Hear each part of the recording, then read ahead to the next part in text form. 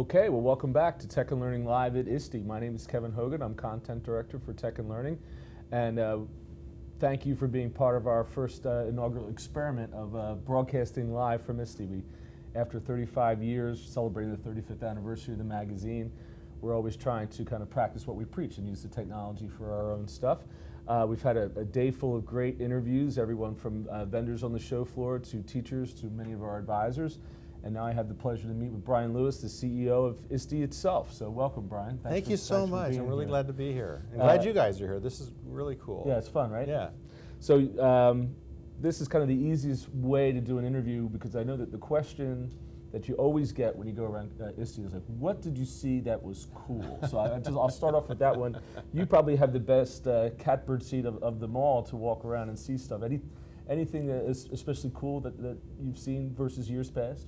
Interesting question.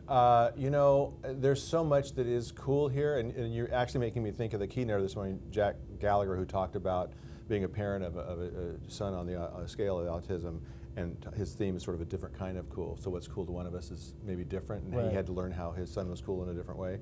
I think there's so much that is cool here, but to me, I would say the coolest thing now, being a part of the team for 3 years, is I'm getting to know more people, and I'm getting to get a greater sense of the community after 3 years and the work that we do to nurture that community. And to me, what's cool is the community itself. I mean, it may sound kind of trite, but every time I come to this conference, certainly throughout the year with all the folks I get to work with, but certainly I come to the conference, what's cool is just this unbelievable passion and commitment to one another and students.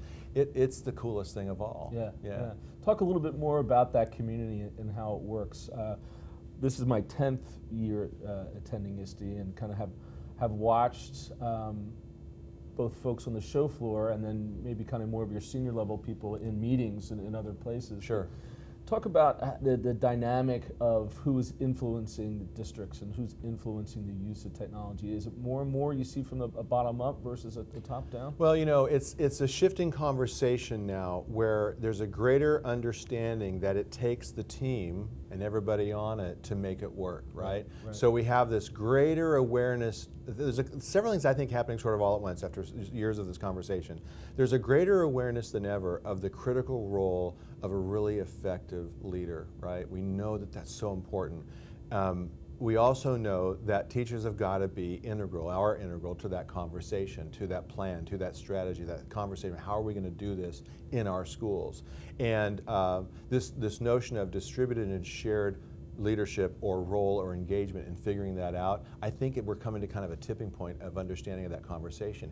And what I've experienced in the last 3 years of my partnership here at ISTE is so many of the teachers who form the vast majority of our membership pie, or, you know, if you look at that scale, they're saying to us, I can't tell you how many teachers, media library specialists, by whatever title, are saying, I need my leaders, whether it's my principal or my superintendent or my deputy superintendent for curriculum or whatever, I need them to be plugged into ISTE, because if they're plugged into ISTE, they're going to understand and be able to do their jobs more effectively, not in small part due to the ISTE standards for administrators, but they're also then, because of that understanding and engagement, going to be more likely to support my involvement and understanding in that. And as a result then, this whole notion of the shared responsibility of everybody being a part of it then just gets a higher profile. Right. Talk a little bit more about other opportunities within the kind of the ISTE universe. I think a lot of people, when they think about ISTE, they think about the show. Absolutely. One week out of the year. Sure. What happens the rest of the year? Oh, we go back to Eugene and just take a nap. Well, actually, everyone needs a nap, you know, by this point. You know, one of the conversations I had with the board when I got hired was this conversation about when people think of ISTE, they think of the conference, and that's great because the conference is like no other, and it's a huge, it's something we have to care and nurture very, very carefully. But there was a lot of conversation 3 years ago about how do we continue to increase value to educators 365, and so we spent a lot of time talking about that.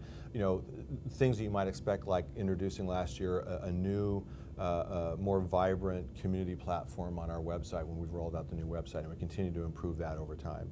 But we also are talking about things, we have wonderful professional learning professionals and consultants as part of the ISTE family, and we do so much that, for example, this year we're rolling out at the conference 4 new professional learning packages that are designed for a team and involve a variety of resources of ISTE that you can access. So we're trying to provide more value to folks, certainly that are members, and we want to provide that to them, but because we're, to speak officially, we're a 501c3, which is different than some nonprofits, which means we have a commitment not only to our members, but to the broader community. Right. So that expectation of us by our tax status means we have to serve the entire community. And the board of directors is very focused on that yes, we are a membership organization, and we have a responsibility to those members, but what really drives us is our commitment as an organization to making change happen. So we are very committed to increasing member value and impact on the community 365, whether it's through these professional learning packages, whether it's through the work that we do to try to raise awareness of the ISTE standards and essential conditions and how they can be used. For us, there's this sort of driving passion about saying, educators are all over the spectrum in terms of where they are in implementation.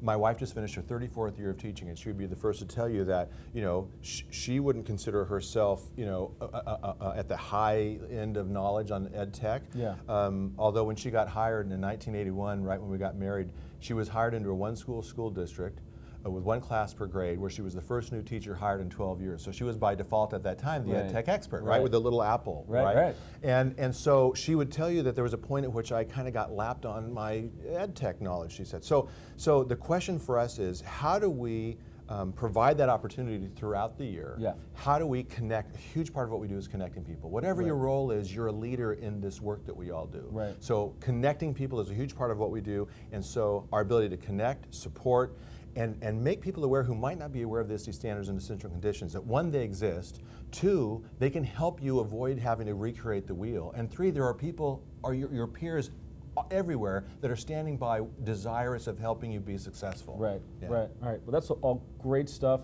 Really appreciate the opportunity to speak with you. Thank you so much. Thank Really you for the appreciate work it. you do. It's just always the highlight of Tech and Learning's year. Thank you. to be at We ISTE, love so, you guys. all We're right. so glad you're here. All right, great. Well, thanks again. Thanks, Brian. Absolutely.